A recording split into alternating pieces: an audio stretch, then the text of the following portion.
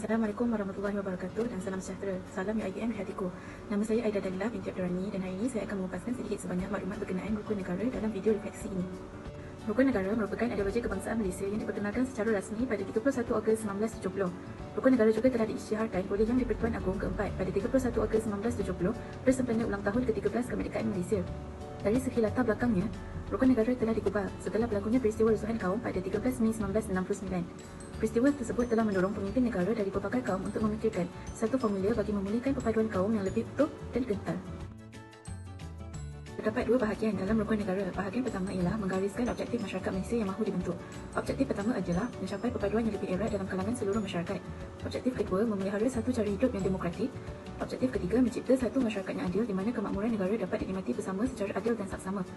Yang keempat, membentuk satu sikap yang liberal terhadap tradisi kebudayaan yang kaya dan pelbagai corak. Dan objektif terakhir adalah untuk membina sebuah masyarakat progresif yang akan menggunakan sains dan teknologi moden. Bahagian kedua rukun negara menggariskan 5 prinsip rukun negara seperti yang berikut: kepercayaan kepada Tuhan, kesetiaan kepada raja dan negara, keluhuran perlembagaan, kedaulatan undang-undang dan kesopanan dan kesusilaan. Seterusnya, untuk kupasan rukun negara, bagi prinsip yang pertama iaitu kepercayaan kepada Tuhan. Perlembagaan Persekutuan telah memperuntukkan bahawa agama Islam merupakan agama persekutuan, tetapi agama dan kepercayaan yang lain boleh diamalkan dengan aman dan tenteram di mana-mana bahagian di dalam persekutuan.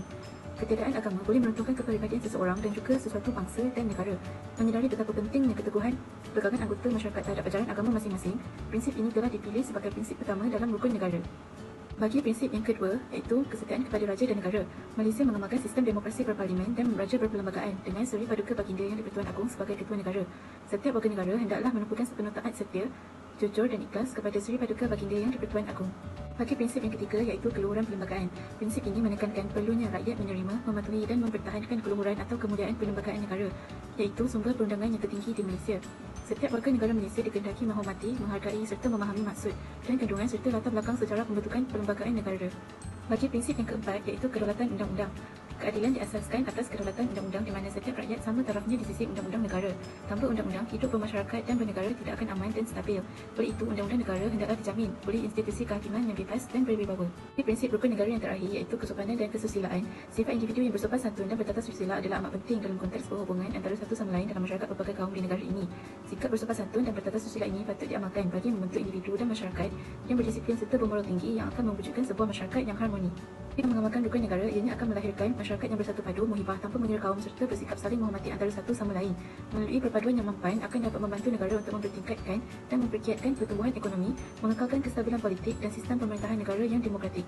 Perpaduan kaum adalah matlamat penting yang ingin dicapai oleh semua negara termasuklah Malaysia. Ianya penting kerana tanpa perpaduan, sesebuah negara itu akan menjadi lemah, sukar untuk dibangunkan dan mudah diancam sama ada oleh kuasa luar maupun dalam negara itu sendiri. Dengan itu, tamatlah sudah video refleksi saya berkaitan rukun negara. Burung helang terbangnya tinggi, hinggap sebentar di pohon jati. Terima kasih saudara dan saudari memberi tumpuan sepenuh hati. Dengan itu, sekian, terima kasih.